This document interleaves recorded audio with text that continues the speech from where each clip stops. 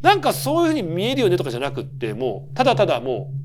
衝撃です。いろんなのを見ましたけど、もう明らかじゃんっていう。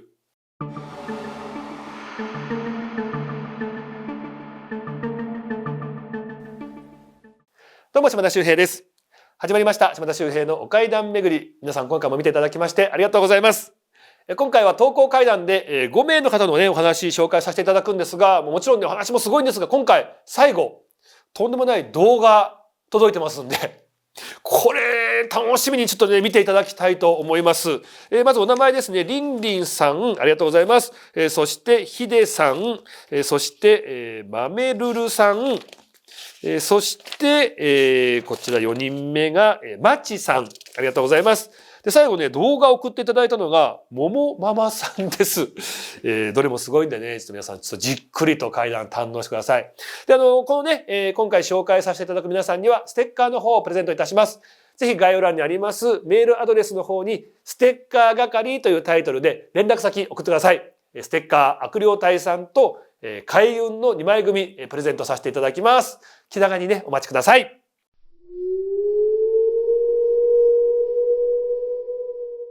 まずはペンネームりんりんさんなんですけども、ちょっとこれ以前ね紹介させていただいた、投稿階段あるんですが、なんかもう同じようなこと経験された方いらっしゃるんですよ。島田さんこんにちは。いつもお階段巡り楽しく見ています。りんりんさんありがとうございます。記憶が新しいうちにと急いでご連絡させていただきました。以前投稿階段の方で、ある方がね、投稿されていたお話と同じで、私も顎にほくろのあるあの俳優さんの夢を見たことがあるんですという。これ、どういうお話か簡単に言いますと、女性の方がですね、仕事の方で悩まれてしまって、本当にこう思い詰めて、もうこれ命を絶ってしまいたいと思った日があったそうなんですね。その夜に見た夢、そこにお亡くなりになってしまったんですけども、本当にこう若手で非常にこうね人気のあるこのほくろのね、俳優さんが夢に出てきて、すごくこう励ましてくれて、また生きる力をもらったという、なぜね、もちろん接点なんかあるわけないんですけど、でもそのね俳優さんが夢でまた自分に生きる力をくれたんだというね、そういうお話いただいたんですけども、ちょっとね同じような夢を見たことがありますということで送っていただいたんです。今回違う方ですよ。りんりんさんです。ある朝起きて子供を抱っこ紐に抱いていつものようにリビングに行きました。すると父親から興奮気味に、お前顎にほくろのある俳優さんの夢見たって言ったよなと言われたんです。父はお階段巡りでそのね、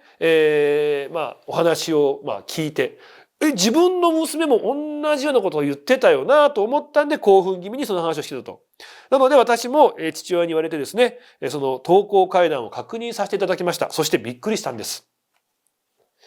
突然の自己紹介で恐縮なんですが、私は0歳の赤ちゃんを育てているものです。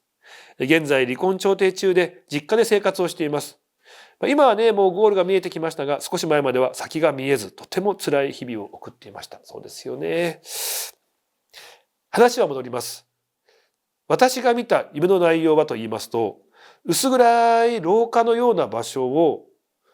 顎にほくろがある俳優さんと手をつないで歩いているところ、そこから始まるんです。どうやらその場所というのは映画のセットらしく、後ろの方でカメラマンさんやスタッフさんがいて、次の撮影の合間にその俳優さんが私に撮影の体験させてあげるよと言って手を取ってくれてですね、で現場に向かうという途中の夢、意味がわからないですよね。突然のことに驚いていると手を優しく握ってくれて、大丈夫だよと一言。握られた手はとってもあったかく、私はこの人って本当に優しいあったかい人なんだなとその時しみじみと感じ、すごく癒されたのを覚えています。そして場面は変わり、夜の外での撮影現場へと行きました。その際、私の腰に手を回し、力強く、でもとても優しく私を抱きかかえるような形でですね、カシャッカシャッというカメラの音に合わせて写真を撮ってるんです。私を抱えながらポーズを撮ってます。で、この時ですね、ライトが当たるたびに、顔もはっきり見えるんです。彼の表情はとても凛としていて、まっすぐ前を向いています。私の方を見るわけではないんですが、前を向きながら、大丈夫だよ。大丈夫だよ。ということで、カシャッカシャッとこうポーズをとっていると。感覚的には上半身だけでカメラに合わせポーズを取りながら一緒に動いているという感じ。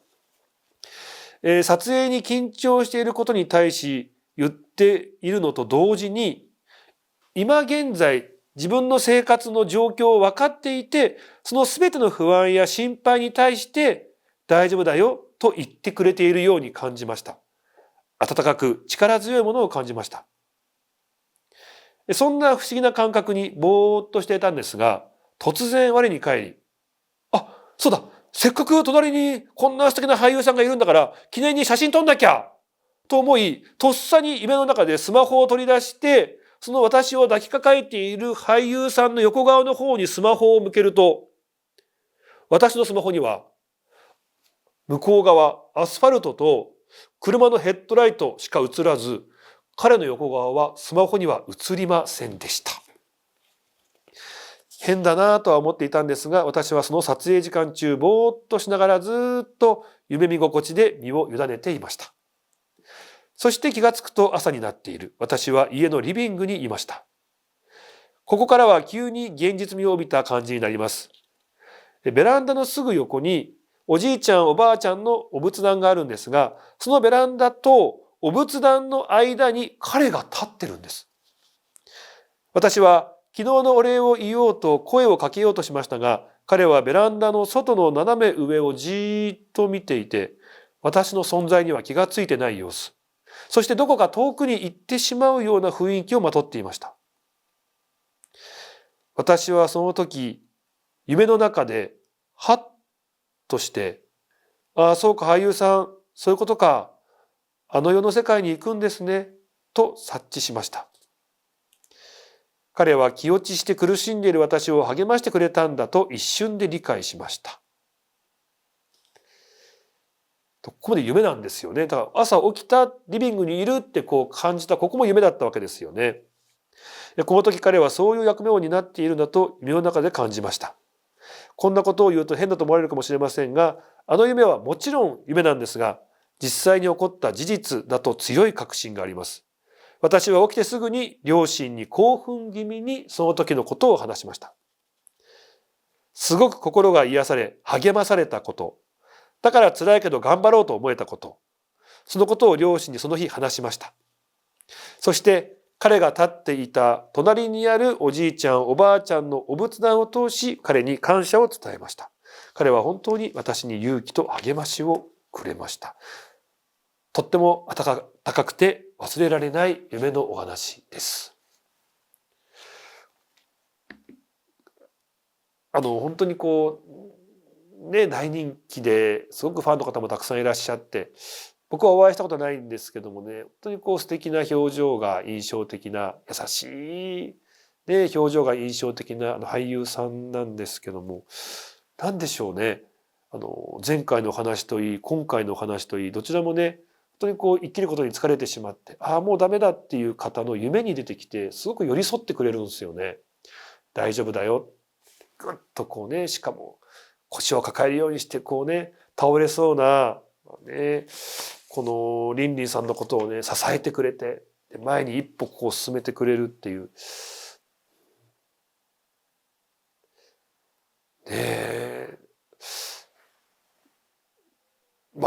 本当に優しい方だったんだと思うんですけども、なぜ複数の方のそれもね辛いって思ってる方の夢に現れて生きる勇気をこうやってねくれて、なんでしょう、亡くなられてるんですけど未だにたくさんの方にパワーと勇気を与えられているんだなと思うと改めてすごいなというふうに思いました。ありがとうございました。続いて男性のヒデさんです。前回ね、貸し切りのね、バスのドライバーさんとか旅行会社さんね、働かれていたという方、また送ってくれました。ありがとうございます。私がバスのドライバーをしていた時の話、同乗したバスガイドさんから聞いた話を今回送ります。ガイドの仕事である温泉旅館に宿泊をした時のこと、彼女は風呂や夕食を済ませ部屋に戻って明日のコースの案内を勉強していました。ガイドさんは久しぶりのコースの時は翌日の案内を勉強しています。予習されてるんですね。夜も更け、明日の出発も早いので床に着くことにしたそうです。電気を消ししばらくするとガサガサガサガサ、ガサガサガサガサガサ、何か紙の音のようなものに気がついたそう。おかしいな。勉強道具は片付けたし何もないはずだよな。するとそのバスガイドさんの左手を引っ張る人がいるんだそうです。目を開けその様子を見ると、着物を着た女性が正座をし、両手で左手を何度も何度も引っ張ってくる。正座をしている膝が見えたので着物であるということが分かったそう。どんな人かと視線を上半身に向けると、胸から上はなかったそうです。すぐに飛び起き部屋の電気をつけましたが、着物の女性は姿を消している。じゃあと思って電気を消す。するとまた床につくと同じ現象が繰り返される。またその女性が現れるんですね。翌朝このことをフロントに尋ねましたが、知らないの一点張りだったそうです。添乗員や乗務員に与えられる部屋は得てして客を通せないという部屋が多く、やっぱそうなんですね。私もよく見かけましたが、クローゼットを開けると四隅に塩が持ってある部屋に案内されたり、あとは上部にお札が貼ってある部屋に案内されたり、あとはひどいところは部屋の四隅に堂々ともう盛り塩がされている部屋、そんなね部屋に案内されたこともありました。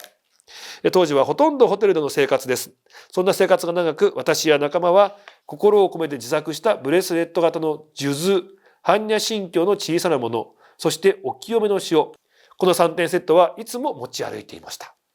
すごいですね。だから旅行会社、旅行関係のお仕事されている方って、そういう部屋に当たることが多い。特にね、繁忙期だったりすると部屋がない。だからもうしょうがない、ここの部屋をね開けないとって時にお客さんを泊めるわけにいかないからってことで、こういう皆さんが泊まることがやっぱあるんですね。でそういう時にあるんですね。もうね、お札が貼ってあるとか、もう普通にもう盛り塩が部屋の四隅にしてあるとかっていう。だから皆さん旅行関係の方っていうのは、いつねそういう部屋に泊めるかわからないんで、もうこのブレスレット、数珠で般若心経、お清めの塩、これっていうのももうなんか必需品になってるんだなっていう。ちょっとこれ旅行会社の方他にも聞いてみたいですね。もうなんかで皆さんっていうのは旅行のとか仕事の準備だけじゃなくって、これもマストのアイテムになってるんですかみたいな。そうですよとか、みんな持ってますよだったらめっちゃ怖いですね。ありがとうございました。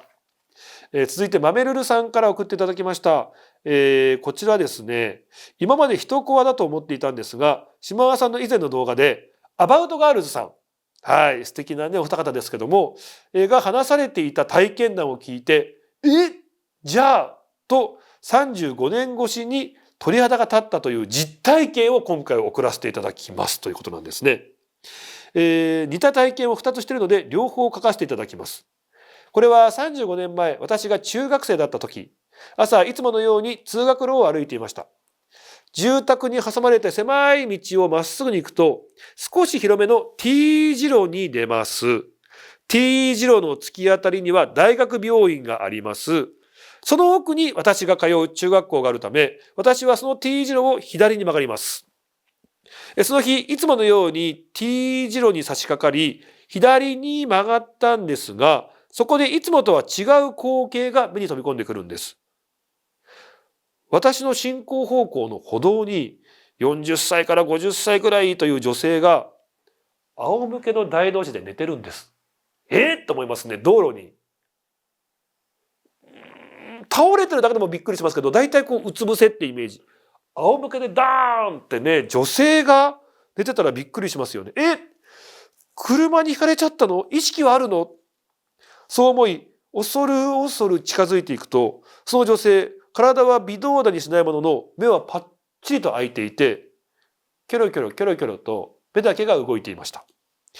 意識はあるみたいでほっとしたのもつかの間、違和感に気づきます。その通りは私の通学路でもあり、バス停などもあるため、その時間は通勤・通学の方が結構歩いているし、車の通りもあります。でも誰一人としてその女性に無関心どころか見向きもしないんです。いや、普通ね、ってリアクションしちゃいますよね。誰もそんなこともしてないと。何よりその通りの目の前というのは大学病院です。もしね、ご病気とか事故で倒れてるんだったらもう誰かしらすぐ、もう病院にね、駆け込むとか、救急車呼ぶとかですぐ対応するはずですよね。なのにみんなまるでその女性が見えていないかのように歩いてるんです。当時の私はそう思い、目を合わせないようにして学校に向かいましたが、今思い返してみると、道路に倒れている人がいるなんて日常ではなかなかありません。ましてや好奇心旺盛な中学生にとってはかなりのニュースのはずなのに、その日学校でその女性の話題は誰からも出ませんでした。当時の私自身もあまり触れてはいけない人だと思っていたので、誰にも話しませんでしたということで、だからこちら、人コアだと思ってたマメルルさんですよね。だからそうは言っても人が倒れてたっていうことがあったよなというふうに記憶していたということなんですね。で、もう一つ。それからおよそ10年後、もう一度似たような体験をするんです。20代になった私は実家を離れ一人暮らしをしていました。当時は携帯電話やスマホなどはなかったんで、家で過ごす際にはテレビゲームやビデオを借りて見るくらいしかなかった。私が住んでいるアパートの近くにレンタルビデオ屋さんがあったため、私は時々そこでビデオを借りていました。その日は確か夜の8時くらい、20時ぐらいの頃だと思います。そのビデオ屋は大通りに面していていつも混んでいました。その日も結構人がいたように記憶しています。私はいつものようにお店に入りビデオを探していました。気になったビデオが一番下の棚にあったんで、しゃがみ込んで撮ろうとしたんです。その時にものすごい視線を感じたんです。と思って、その視線がする方を見てみると、ビデオが並んでいる棚の奥から男性が横に寝そべってるのが見えて、その男性が無表情でこちらを見ていたんです。位置的に言いますと、私がいる棚の向こう側の列から、真横に寝そべった状態でこちらを見ている。変質者だと思い、怖くなった私はビデオを借りるのをやめ、急いで店を出ました。でも、あれから思い返すと変なんです。いつもかなり混んでいるビデオ屋で、夜中でもないですよね。店内は親子連れやカップルなどたくさんの人がいたのに、寝てる人がいたらちょっと騒ぎになりますよね。でもなってなかったんです。私は昔から霊感はないと思っていましたし、幽霊は透けて見えるものだ、そう思っていました。そのためあまりにもはっきり見えていたので、最近までは昔ちょっと変な人に会ってしまったなという認識だったんですが、先日のアバウトガールズさんが話されていた体験談、あれを見て、そういうことかと合点がいきました。数十年ぶりに正解を導き出していただきありがとうございます。これまた見ていただきたいんですけどもね、どんな話だったかっていうとね、アバウトガールズさんの話ね、都内のめちゃめちゃ有名な、駅ですよね。駅前ですよ。はい。で、その歩道で、歩道橋なんかもあって、近くに交番もあるっていうね、この歩道なんですけども、なんか、建物もあってとかっていう前なんですけど、そこに、いつも歩くと、なんか、おじさん、4、50代ぐらいのおじさんがなんか寝てると。でね、そういうふうに生活してる方もいるんで、って見ないようにして、いつもいたと。でもあるね、日、めちゃくちゃ雪が降ってた日にも同じように寝てたから、いや、これはちょっと、ね、なんか風邪ひいちゃうしね、大変なことになっちゃうと思ったから、すぐのね、交番に駆け込んで、そのおまわりさんに、すいません、あそこのね、歩道橋近くのビルの前の歩道のところに、おじさん寝てるんですけど、雪じゃないですか、大丈夫ですかねって、交番のおまわりさんに言ったら、おまわりさんが一言、それは大丈夫ですって言ったと。なんてことを思ったんだけれども、よくよく考えると、今回のね、投稿と同じように、自分はと思うんだけど、他の誰もみんなリアクションもしてない。で、さらに後々分かったのが、そのビルから身を投げた男性の方がいて、その方が落ちてしまった場所というのがその場所だったということが分かった。だから、自分ははっきりそこで寝ている人がいると思って見てたんだけども、実は人はいなかった。で、さらに交番のおまわりさんに伝えたところ、おまわりさんが、いや、あの方大丈夫ですって言ったということは、もしかしたら、アバウトガールさんね、の他にも、いや、おまわりさん、あそこに人がっていうふうな、通報が何度もあるんだけど、おまわりさんからすると、ああ、またか、またか、ということだったんで、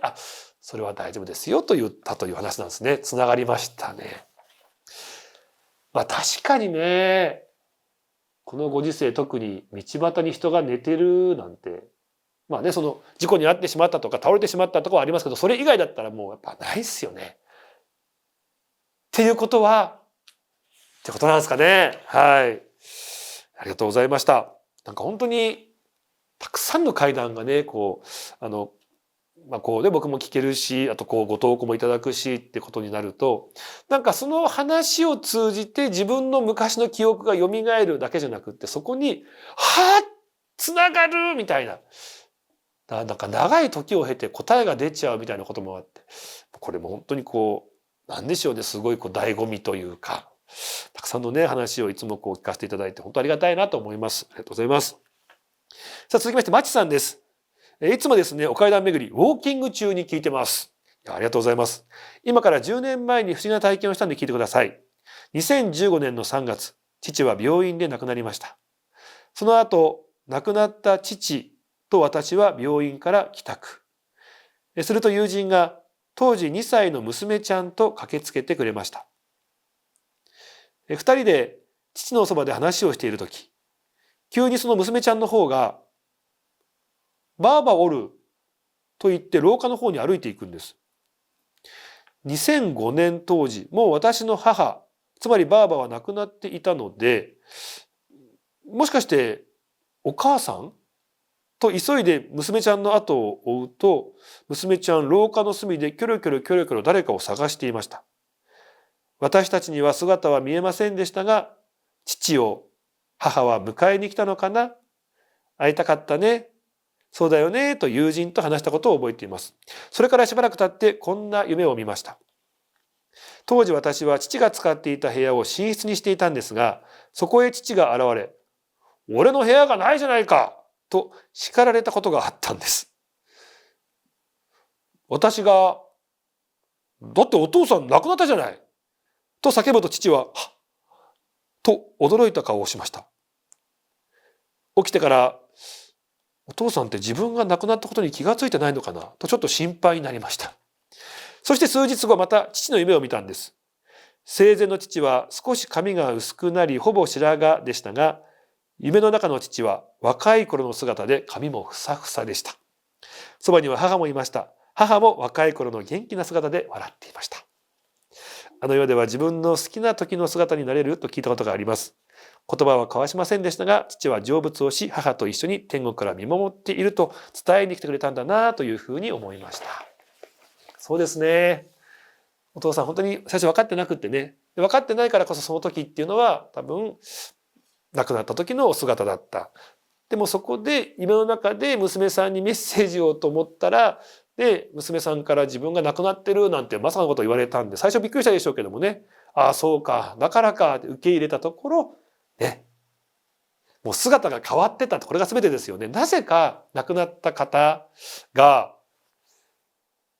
亡くなった時の姿じゃないっていうね、ことよくあるんですよ。だからあの世っていうのは、そういった時間とかも概念がなく苦しみもない、そういった場所だからこそ、自分が一番なりたい姿、形に戻れるっていうことがあるんですかね。で、よくあるのが、ね、何か困った時に枕元とか、あとはね、夢の中に、全然知らないね、なんか若い女の人が出てきた、つって。で、その人に助けられた。で、後々アルバムを開いたら、おばあちゃんの若い頃だ、みたいなことに気づくみたいな階段もありますけどもね。本当に、向こうの世界というのは、時間がね、こちらとは違う流れで進んでいるんでしょうか。さあ、では、ももママさん、動画、最初お伝えしましたが、動画すごいんでね、ちょっとね、見ていただきたいんですが、まずはどういった動画なのか説明がありますのでご紹介いたします。この動画、私の母が家で転倒して急遽病院へ診察に行ってですね、診療時間を過ぎてから入院手続きをしている。そんな時に私の娘がその病院で撮影したものなんです。ちなみに私の娘は霊感があり、いろんな体験もあります。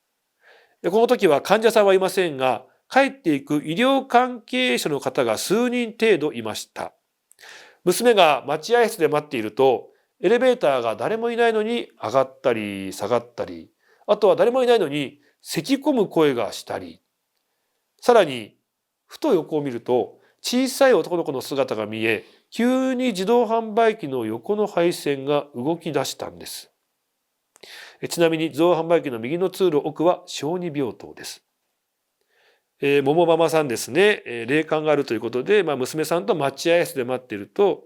エレベーターが動くとか、咳の音が聞こえる。で、へって見ると小さい男の子が見えたと思ったら、自動販売機があるんですが、その横の配線が動き出したっていう時のその自動販売機のね、あたりを撮影した動画を送ってもらってるんですね。これ、なんかそういうふうに見えるよねとかじゃなくって、もう、ただただもう、衝撃です。じゃあちょっとこれ僕とも今またもう一回見ますんで、皆さんも一緒にご覧いただきましょうかね。はい。待合室、どんな動画なんでしょうか。こちらです。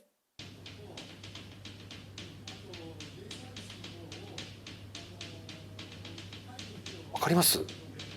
もう上から来てるこうね、配線。まさになんかこう、子供がなんかこう、下でこう、わわわわわわってこうやってるような、ね、感じにも見えますよね。明らかにもう、ブルンブルンブルンブルンブルンって震えてますもんね。すごいのがね、なんか横見たら、なんか小さい男の子がいると思って、でと思って、ただ急にこの配線が動き出したってことなんで、やっぱここに男の子いるってことなんでしょうね。でやっぱ子供だから、ちょっとこうなんかわーって遊んでこうわーってこうねじゃれてるんですかね。でなんかここに多分ウォーターサーバーあるんですよね。でウォーターサーバーとこの自動販売機の間で男の子だからもしかしたらここにこう今見えないけどいるのかなとかね。でこれね皆さんちょっとこれ動画もう一回、見ていただきたいんですけどずっとこう揺れてますよね。揺れてる揺れてるで最後この動画が終わる直前